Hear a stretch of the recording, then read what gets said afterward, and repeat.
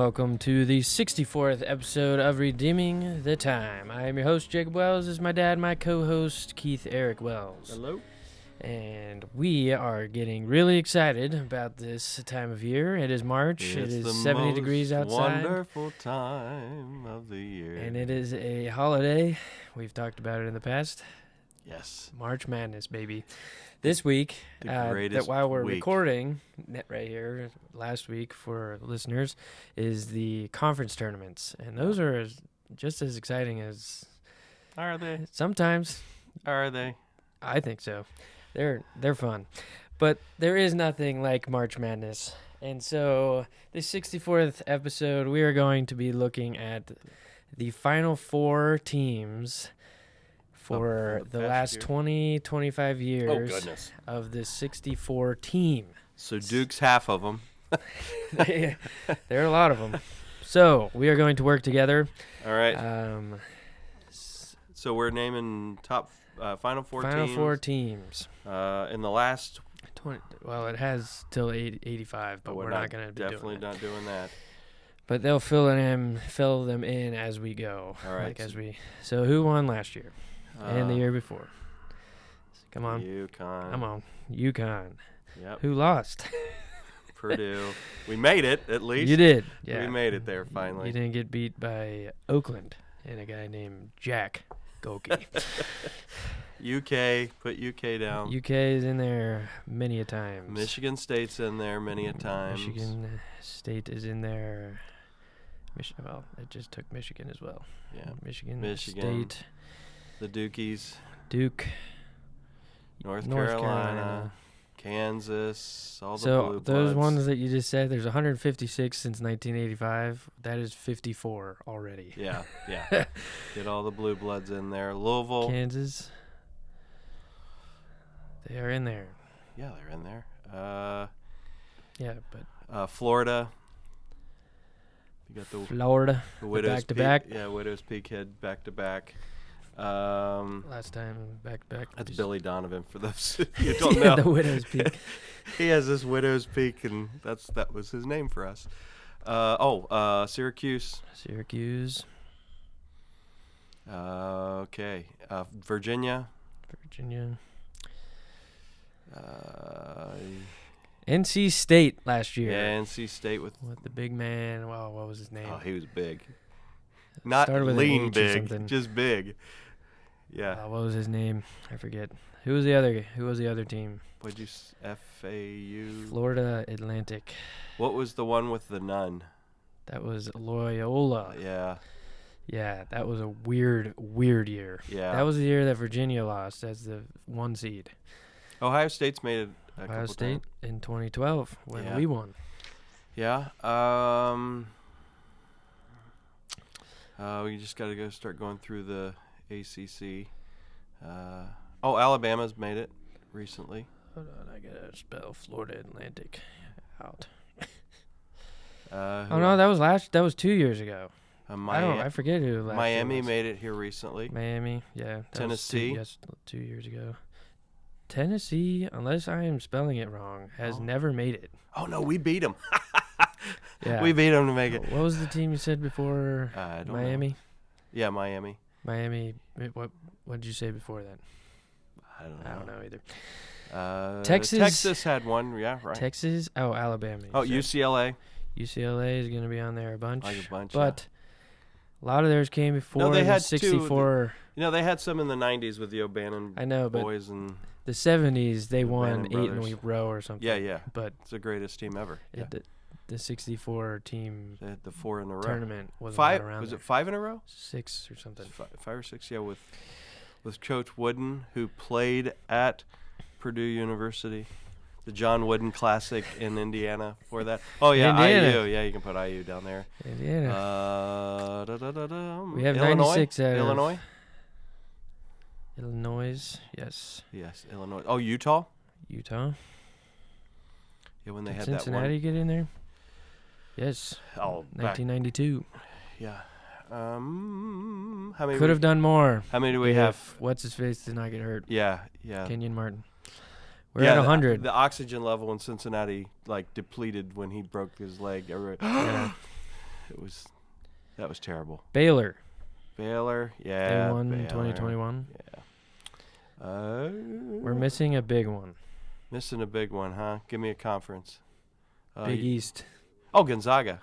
That's not We Big got to have East, Gonzaga there. Villanova is the one. Villanova. There's a reason I don't have him. I can't stand Villanova. I cannot stand Villanova.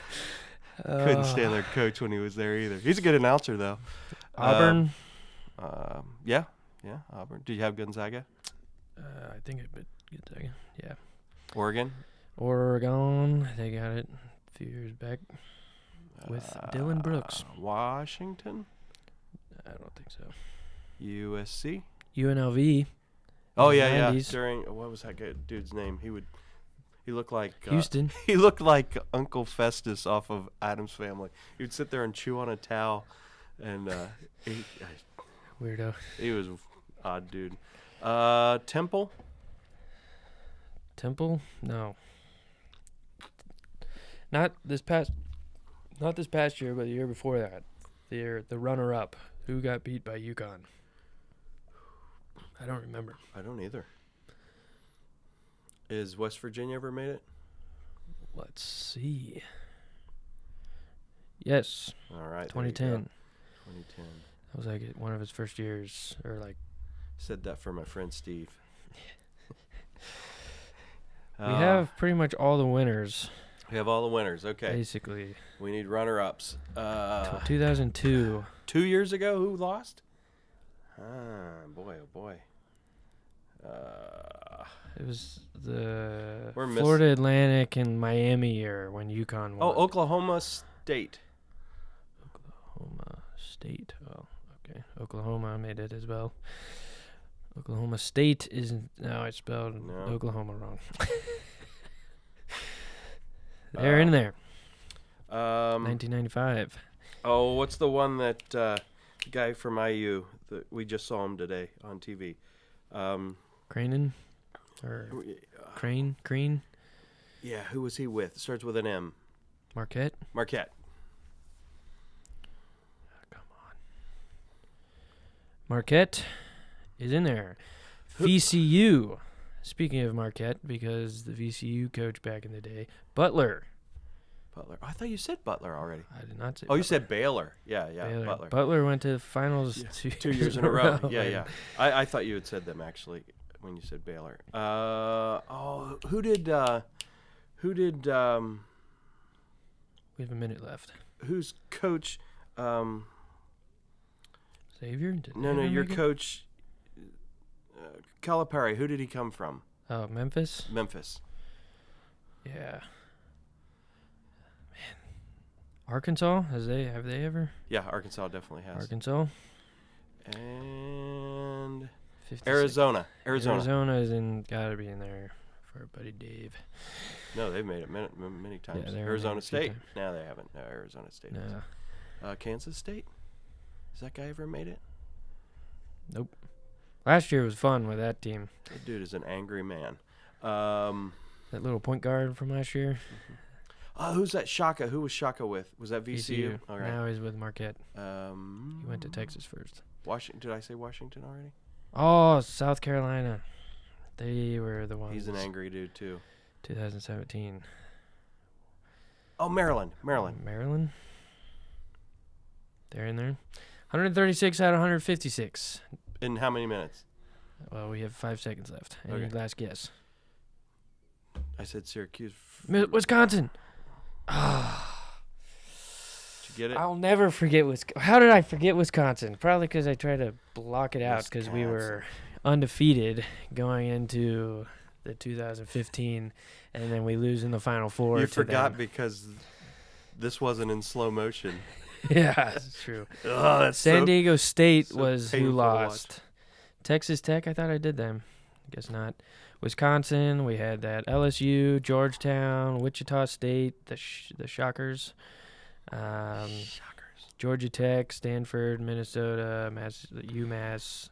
Yeah, some other ones that we were not going to get. Well, I want to encourage you this week, Thursday and Friday, gather the family around, set up 3 TVs, and tune in to all 3 games going on at the same time. There's always 3 games going on. Order some nachos. Or a crave case from White Castle. That's only if Matt Wallace shows up. And just enjoy 32 straight games of basketball over 2 days. It's glory. It's Yes, just is. wonderful.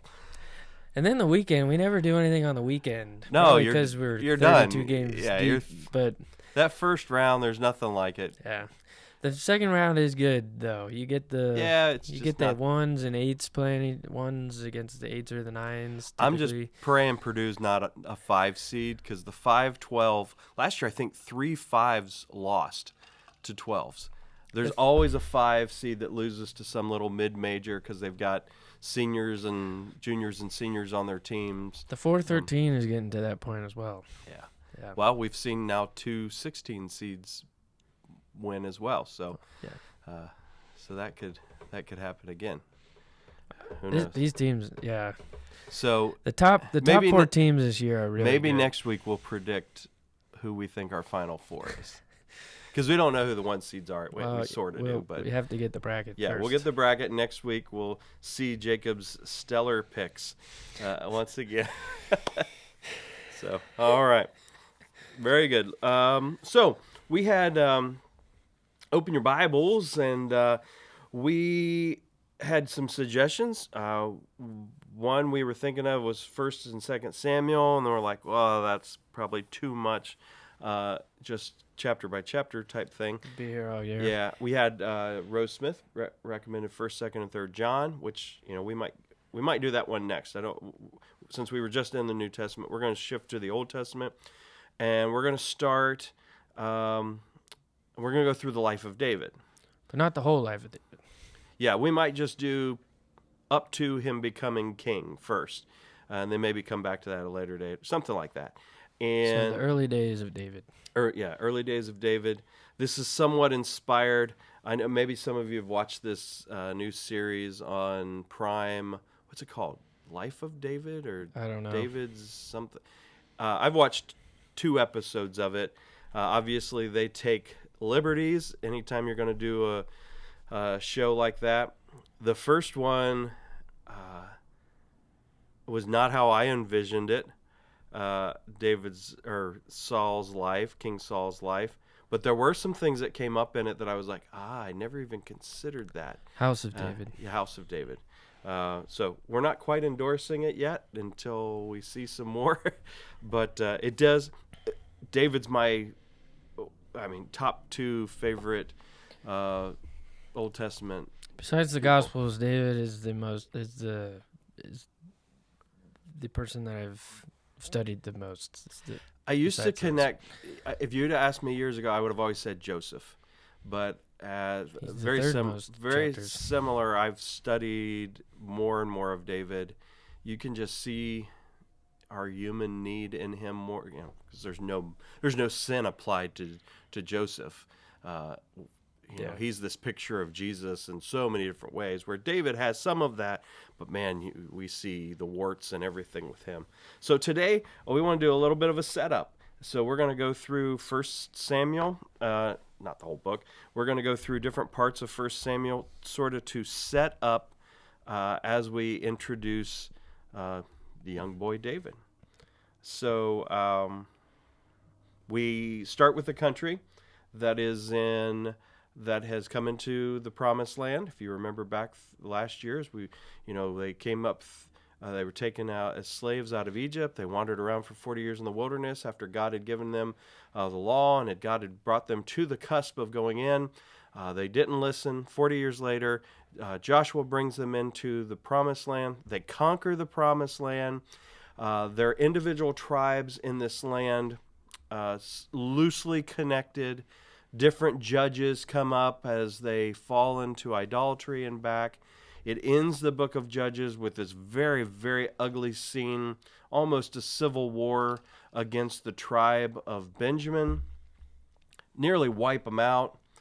And now there's been a time of healing, slightly.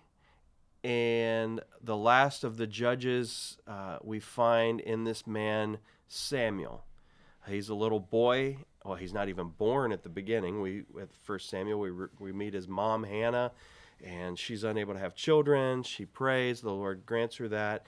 And she brings her little boy after he's been weaned to the high priest Eli. Eli raises him at the temple.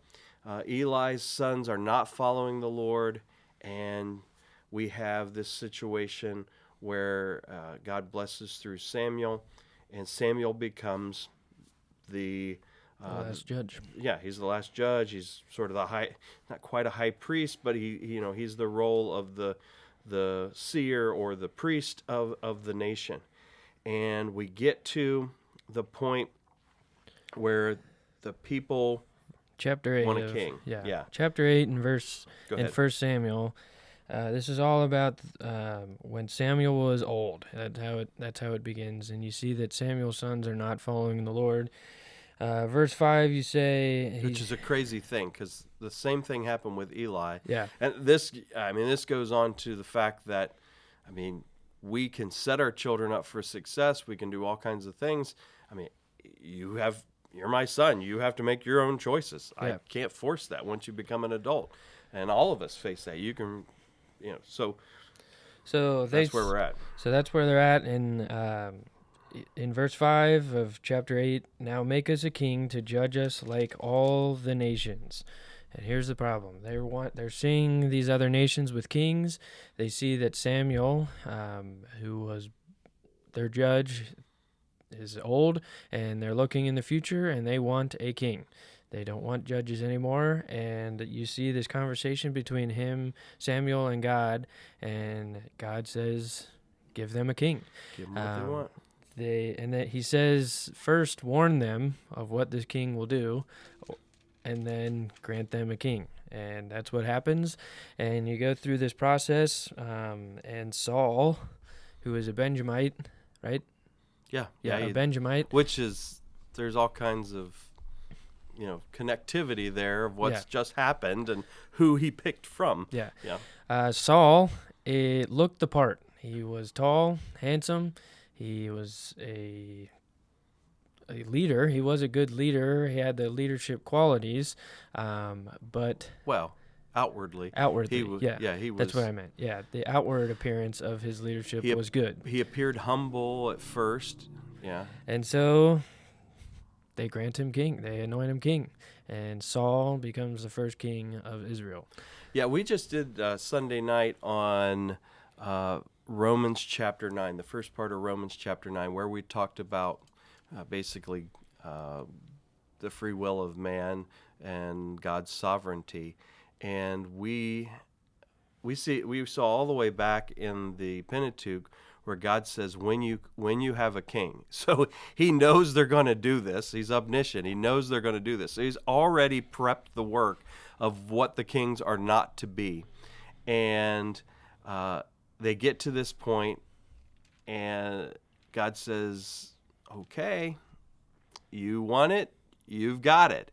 And God wants somebody that's going to follow after him, and he knows this guy doesn't, but yet he allows and even sends Samuel to him specifically, which is interesting. There's this whole setup situation where he looks the part, but he is not.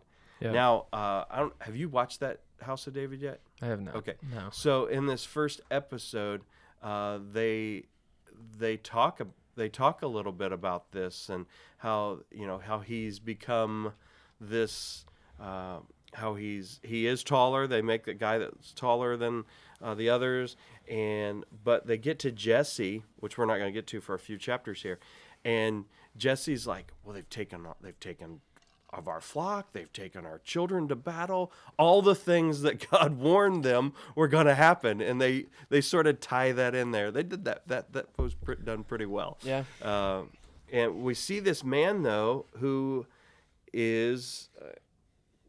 He's chosen, he starts to get some victories, and he really starts to love the flattery, the position, and eventually he's looking for men's applause versus he just has this what would it be? What's the right term there?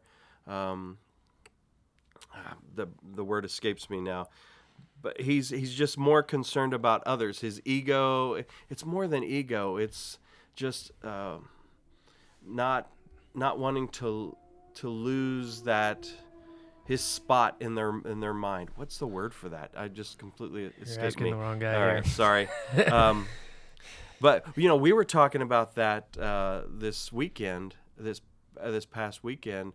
You've been listening to. Go ahead and. Do you want me to? Yeah, a little bit. I mean, just to show the situation, how this can get out of control, and even in churches today. This might feel like it's a rabbit trail, but I don't think it is, because this happens in churches. There's a podcast that I'm listening to about a church and their church leadership, where a pastor pretty much did the same thing that Saul, and he looked the part, a very charismatic figure, where he could get people riled up and, hey, let's go fight, and that's what he played off of. And he gained this following of tens of thousands of people, and there was a shift that his coworkers, his ministry leaders saw, where it turned from bringing people to Christ to bringing people to him. And there's a lot that goes into there, and anything that happened that was against what he said, what he wanted, he manipulated and abused the people around him so that he could stay that figure in their minds. Tell the one about the lady that came and questioned him, because that will tie into one of these. Yeah, so about the pastor's wife. So there was a lady that was talking with the pastor's wife, and basically the lady said, I just think that he should have older people to advise him, just to keep him thinking about the right stuff, to keep him grounded, to give him wisdom so that he can grow. And so what happened, a few days later, a week later, the pastor pulled that lady into his office and said, "You are being charged with heresy." And she loved this guy. She was following him. Yeah. It was her pastor, and he said that she was being charged with heresy. She did nothing wrong there. And so her mind goes, what did I do? And it came down to he thought that it was heresy because she was going against what he said. But it was a biblical principle that she was implying toward. And it was all private, and it was done respectfully. Yeah. She has him. So he has her fired. Yeah. And then he uses his basically bully pulpit. Yeah. To tear her down publicly. Yeah. Over the next 4 sermons. Next Sunday. Yeah. Yeah. He preached on. Without naming her, respecting, right? Yeah. Yeah. And so you can imagine what that did to her faith. And it just destroyed her, I'm sure. There's a lot, yeah. It's an interesting podcast, but this can happen today. These situations can occur, and he had a situation, this pastor, where it all was during the beginning of online ministry, and the switch was when he was more concerned. Every other minute, he was looking at the camera instead of the people that were in the room with him. Now, it's one thing when we talk to the camera, because we know there are people out there and we're trying to minister to them. But it's another thing when we're trying to garner, and we're the views and the clicks and the. You're just saying stuff to get a clip to post on the internet. Yeah, so you're concerned about this. This loss of their following, and we see this with him over and over, because now as Saul begins to go on, he becomes king in chapter 10. He has some victories, so this is growing, and they've done some silly stuff. Samuel comes to them, and Saul continues to show himself as, I'm the king now, and I don't have to listen. I don't know how many years go by with this. Yeah. As you go through the show that they're doing, they have it as a pretty long time. I don't know if it was that long. I'd have to look into this. Yeah. So Samuel 13 is where I see the shift for me. Yeah. Go ahead. Go and explain so there is an army coming to defeat Saul, and it was like a sure defeat if the Lord was not with them, kind of. And so Saul wants Samuel to come and make a sacrifice. Make an offering. Well, Samuel doesn't come in the urgency that Saul likes or wanted. So Saul goes ahead and does the offering that was designated to Samuel and designated to the priest, and he does it anyway by himself. It basically gets out of his lane. Yeah. And so what happens is Samuel comes in and sees it and rebukes him. And this is where you see the inward of who Saul is come out to his actions. Yeah, verse 8 in chapter 13. And he tarried 7 days according to the set time that Samuel had appointed. But Samuel came not to Gilgal, and the people were scattered from him. And Saul said, Bring hither a burnt offering to me and peace offerings. And he offered the burnt offering. And it came to pass that as soon as he made an end of offering the burnt offering, behold, Samuel came, and Saul went out to meet him, that he might salute him. And Samuel said, What hast thou done? Yeah, the key part there. And the people were scattered from him in verse 8. Because I saw that the people were scattered from me, and that thou camest not within the days appointed. The Philistines gathered themselves together. Therefore said I, the Philistines will come down now upon me to Gilgal, and I have made supplication unto the Lord. I forced myself, therefore, and offered a burnt offering. Now, I know we talked about this last year, but we probably went through it quickly. And Samuel looks at him and says, Thou hast done foolishly. Yeah. This is a prime example of how God works in our lives many times, is his timing. He is often, this was sort of James chapter 1, we were talking on Sunday mornings a few weeks ago. He proves us, and are we going to have faith in God? Are we going to sit there and allow this trial to go through, or let this situation and believe that God is going to show up on time or provide what is needed as he has promised in our life? Or are we going to take it into our own hands? And man, I could tell you, when I was younger in the ministry, I manipulated some situations, and sometimes you just gotta lay back and you've got to let the Lord work in your life, and it's okay to let the chips fall where they do. What if the people did fall away from him, and then Samuel finally came? God would have received the glory. He would have become even greater as a king. God would have blessed through his life, and he didn't, and it destroyed him. So we see the start of the demise of Saul here, and then through 14 is all about Jonathan. And you see this oath that he made, that Saul made, that I forget, wasn't it the first person to... Yeah, they weren't allowed to eat anything. But Jonathan did. Yeah, Jonathan had gone off, and he had done a battle by himself with his armor bearer, has this great victory. These people were starving to death because he's made some silly vow that didn't need to be made, just to puff himself up. Yeah. And then Jonathan... To control and manipulate the people, yeah. Right. So Jonathan, once again, is very similar to that guy. Jonathan goes and does something honorable for the Lord, brings glory and honor. He shows incredible faith in God. God delivers Jonathan and kills the enemy. And then he takes a taste of honey, and he's wanting to kill him because he has to keep this silly vow that he has made. That who stepped up and said? The people did. They're like, yeah. What are you doing? No, we're not going to do this. So, and then you get into Saul has some more victory here, and then he goes and defeats the Amalekites. And this is where this is the final straw. Because in chapter 16 we meet David for the first time, and he defeats the enemy, utterly destroys them, except he keeps the king Agag, and some of the best sheep and the oxen. In verse 9 of chapter 15, you see that what he keeps.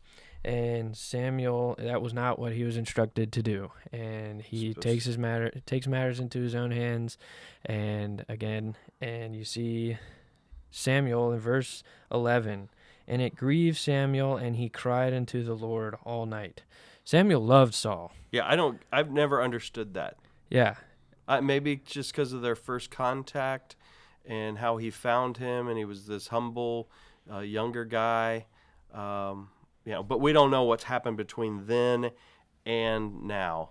But he's maybe his love for the nation and how Samuel has brought some victories. Saul has brought victories to the nation. I've never completely understood his love for Saul. I don't think we'll ever know why that situation is that. And then you see this conversation between Samuel and Saul here. And Saul comes up and says, Blessed be of the Lord, I have performed the commandment of the Lord. He's ignorant to the fact. He's just, look at Samuel, look at the victory that we have. And Samuel is... Do you think it is that, or is his insecurity? I think it's an ignorant of just, hey, look at what happened. Being excited because they just defeated him, and now he's going to Samuel and saying, hey, look, we did it. And Samuel just wept all night. And because God's told him. And you see this conversation here where, verse 17, and Samuel said, when thou wast little in thine own sight, wast thou not made the head of the tribes of Israel, and the Lord anointed thee king over Israel. And then in verse 19, and wherefore then didst thou not obey the voice of the Lord? And he just goes and spells it out to him. And then at the end of chapter 15, verse 24, and 22 verse. Okay, you want to? Well, I was talking about. Go ahead. I was talking about verse 26 actually, and Samuel said unto Saul, "I will not return with thee." He rejects Saul, and that's leading up to then chapter 16. But what were you? saying? This one's just full of symbolism and everything. They did a good job on that TV show in this area. I hate to keep going back to that, but this was the most well done part of it. Well, one thing that wasn't, they had the king of they had the Amalekites, or who is it? I forget. Sorry, Amalekites. Yeah, the Amalekite king. They had him as like this wild, crazy man. I don't know if he was that or not. But they had Jonathan, who is this young man that loves the Lord, has faith in the Lord, would have been an incredible king, but he was not who God had picked, and it wasn't, because of his father's sin. And they showed Jonathan like, Dad, why did we keep these offerings? Why is this dude still alive? And showing how this King Saul is just completely blind to this, and his insecurity has come about. I skimmed through that. There's more. Verse 14 is the famous verse, what mean then this bleating of the sheep? He comes in, they're all partying, they've had this great victory, and in comes Samuel after crying all night, and he looks and he's like, why am I hearing any animal? What mean the bleating of these sheep? This is near and dear to me. For a personal reason, it was one of my first sermons that I ever had the opportunity to preach, and this has always just rung in my mind, because he shows him, Samuel tells Saul God's verdict in verse 20, I've obeyed, and he even describes how he's obeyed. I did this for God. And verse 22 is the key verse. I said this last year when we went through this, and it's one that is an overarching principle through the Word of God. Obedience, to obey is better than sacrifice. And this is a principle. He was sacrificing, he was doing all kinds of good things, but he was not obedient. And we fill our churches with people, and we do it in our personal lives where we feel like, oh, well, I'm sacrificing, so this is this, but I'm not doing what God told me to do. And these are the things that I know that God's told me to do. Do those. Sacrifice, yes, there's needs for that in our life. And there's going to come times where God's going to ask us to do that. But he missed the principle of obedience. And obedience in every area. We can try to make salvation about anything else. But obedience is doing how God told us to be saved. Is placing our faith in Jesus Christ. Be obedient in that first. And then after that, be obedient in following the Lord in believers' baptism. Be obedient in whatever God has called you to in those different ministries. I don't care if you've given all your money and you've sacrificed everything. That's not what God's called us to do. God's called us to be obedient first. And from there, everything else grows. I kind of want to go back into verse 24 as well. Because this is where 23. 20, okay. 23 is even stronger than that. I skipped way too much when I first did this. When he tells him that, I passed a page there too. 23 tells us, for rebellion is as the sin of witchcraft, stubbornness is as iniquity and idolatry. Because thou hast rejected the word of the Lord, he hath also rejected thee as being king. And now this is the major turning point in the book. Yeah, and so in verse 24, Saul then responds to Samuel, and he's pleading.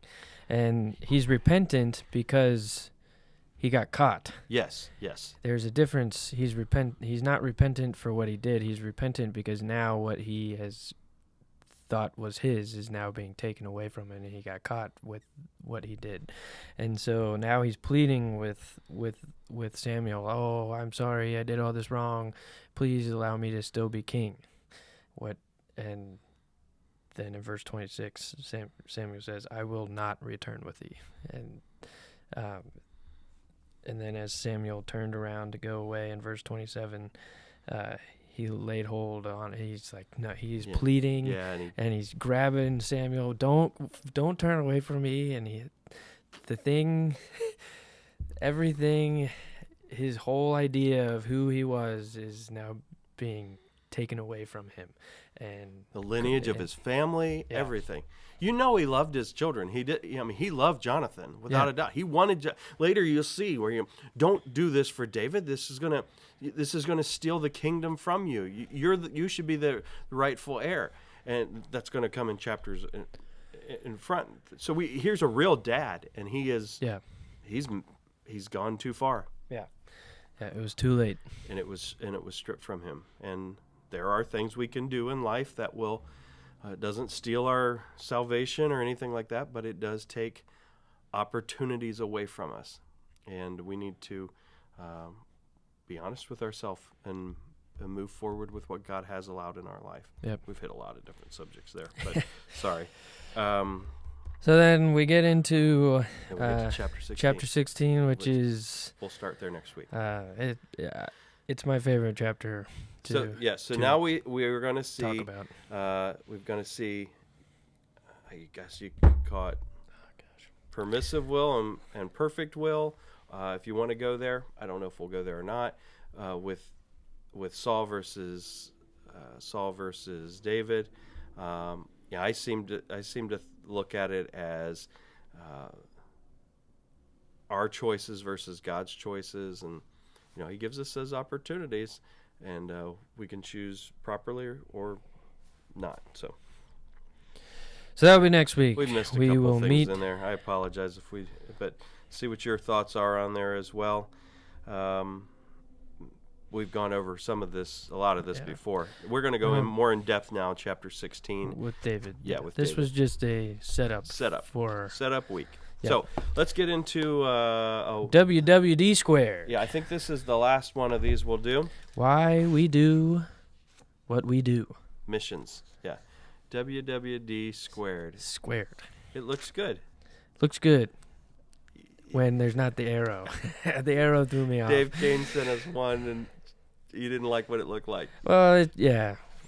When it's just the exponent, it looks good, but you can't do that in text. So missions is a big deal. It matters to us here at Friendship. And why do we do what we do with our missions? We have always had a hybrid approach to missions, and I'll explain that. When we were up until the early 2000s, I believe it was 2003, we were a Southern Baptist church. And the Southern Baptist Convention has what's called the Cooperative Program, or the Mission Board.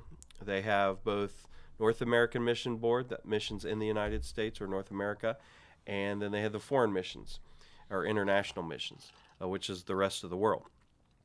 And the way the Southern Baptist works with that is all Southern Baptist churches are now any associated churches. It was all back, and then it was just Southern Baptist churches.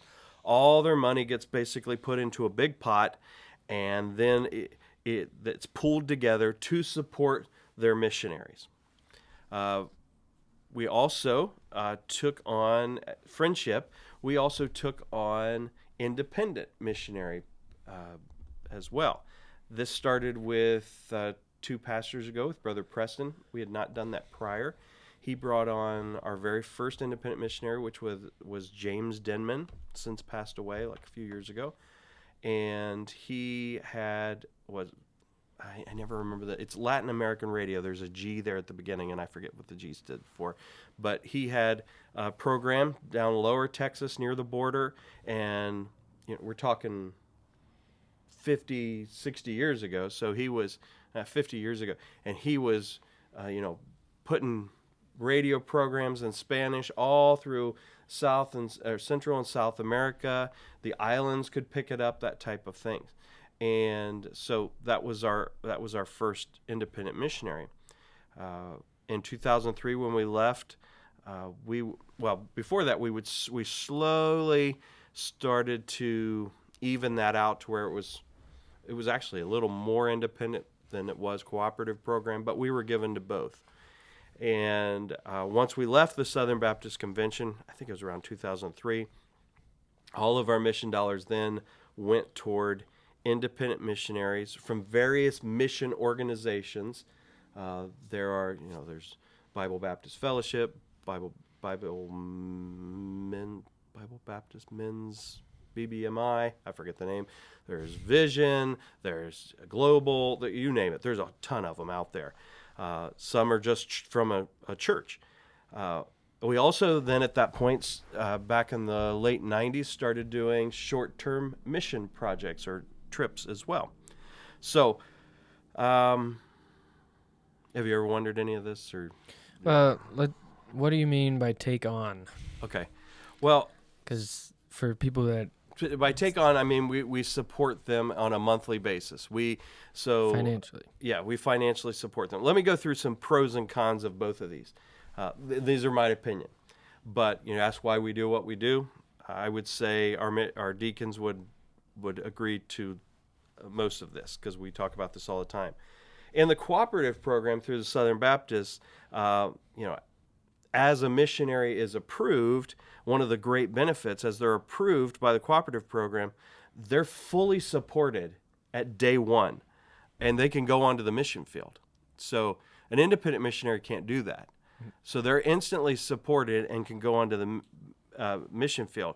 And another major benefit is that their support does not fluctuate, as specific churches have pastoral changes or anything like that within the partnering churches, because they've just got such a large fund that the church down the street is changing pastors and they don't know this guy. It doesn't matter.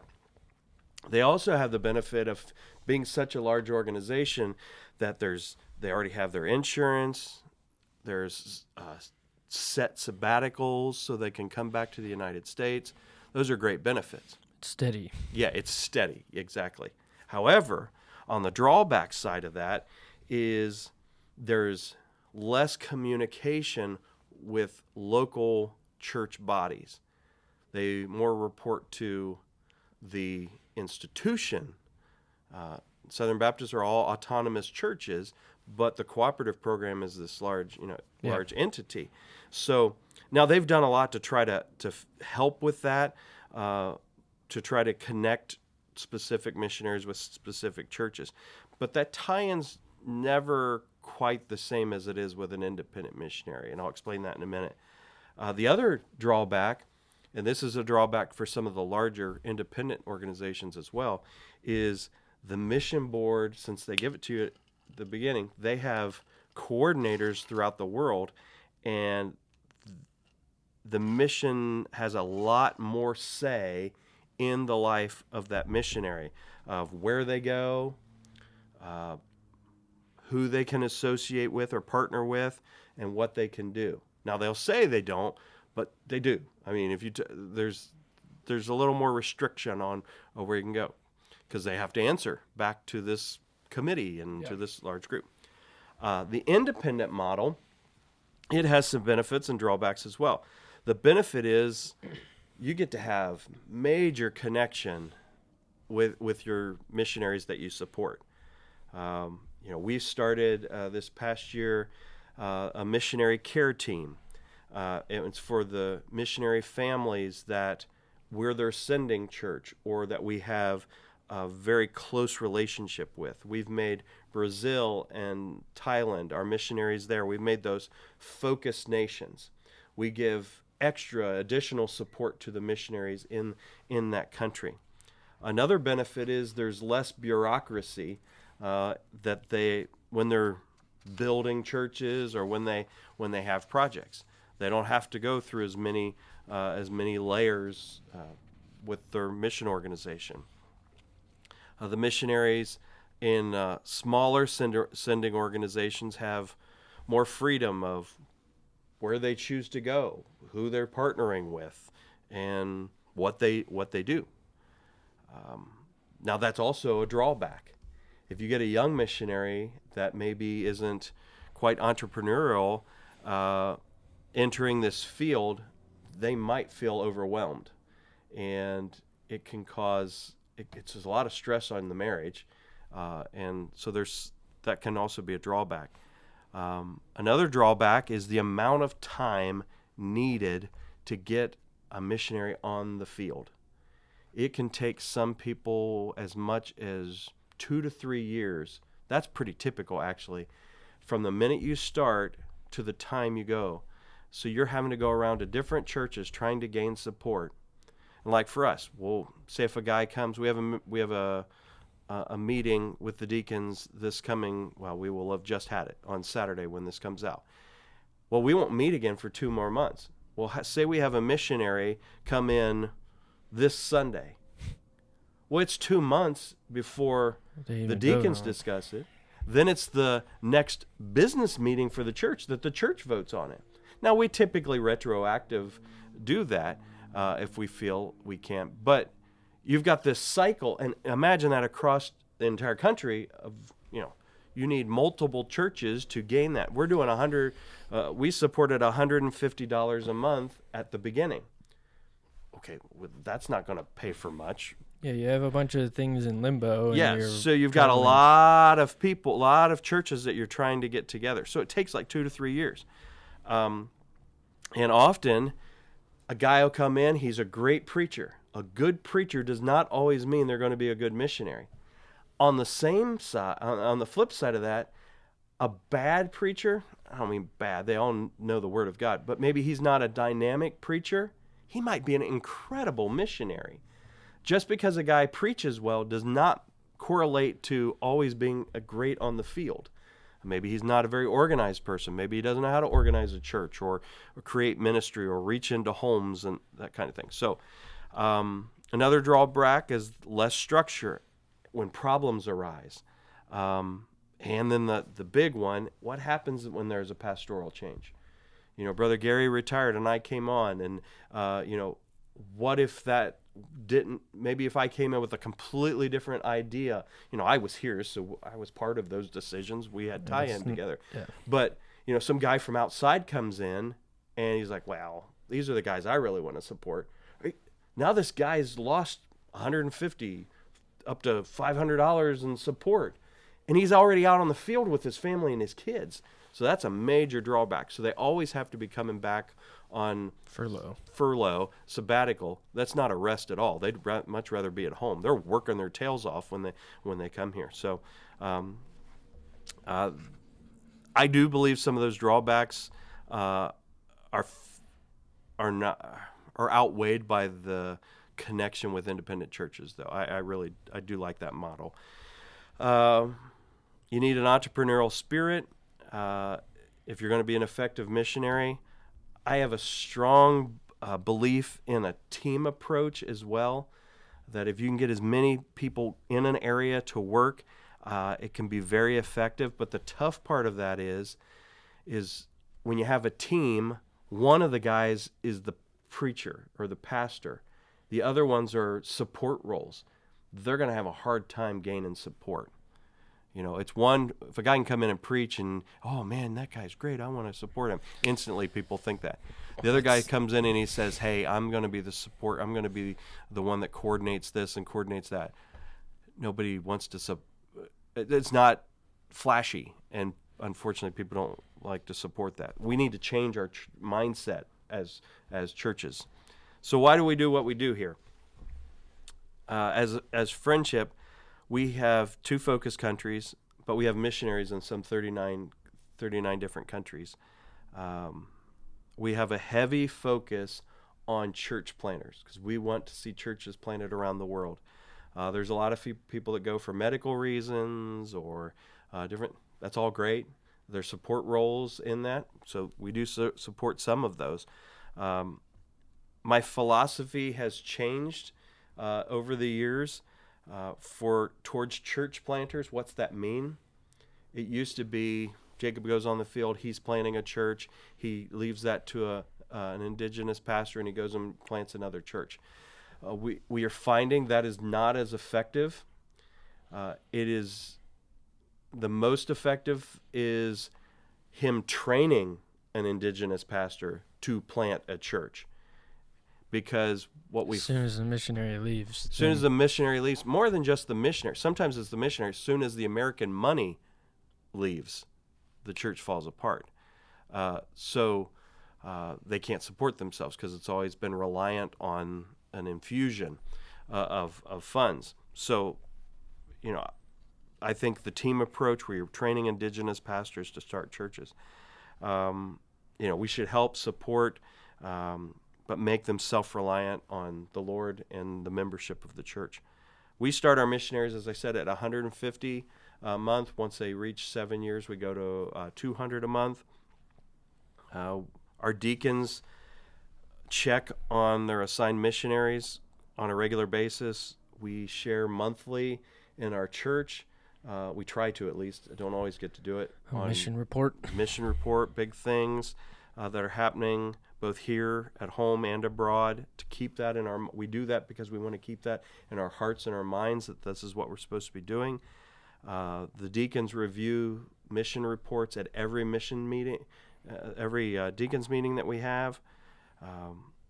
We keep a certain portion of our missions budget back to when they have needs, like we had missionary Stephen Pratt up in Canada. His van broke down, just boom. Well, he doesn't have excess funds, so we gave some money toward that. We had someone stuck out west as they were on deputation that we support. Give some money toward that. We have guys that come and say, hey, this project, this opportunity is there. I'm going to mention one to the deacons this week where they need $3,200 to start this Bible Institute. That type of stuff. Yeah. And so we have that. Missions matter. Why we do what we do is because missions matter. And we're supposed to share the gospel. I mean, you're going to talk about this, your ordination. Why do we do what we do? Go ahead. What were you going to say about missions? Huh? You told me what your answer was going to be to that question. We're told to go. Yeah. In the Great Commission to the uttermost parts of the world and preach the gospel so that people can meet Jesus. Right. And that's as much in Coleraine as it is in Indiana, as it is in Timbuktu. We don't have a missionary there, I don't think. Nice one. All right, that's all I got. So my uncle told me his password is Mickey, Minnie, Goofy, Donald, Pluto, Huey, Huey. Louie, Dewey, and Dublin, because he was told his password had to contain 8 characters and at least 1 capital. That is from my uncle, Uncle Ron. I like that one. Huey, Yeah, I don't. Huey, Dewey, and Louie. Yeah, You don't even know who they are, do you? not really. Okay. Donald Duck's nephews. I figured it was the 3. Mm-hmm. I didn't want to sound dumb though. All right, you guys have a great week, and start getting in 1 Samuel. We'll hunker down on the details of David starting next week. Love you guys. Bye.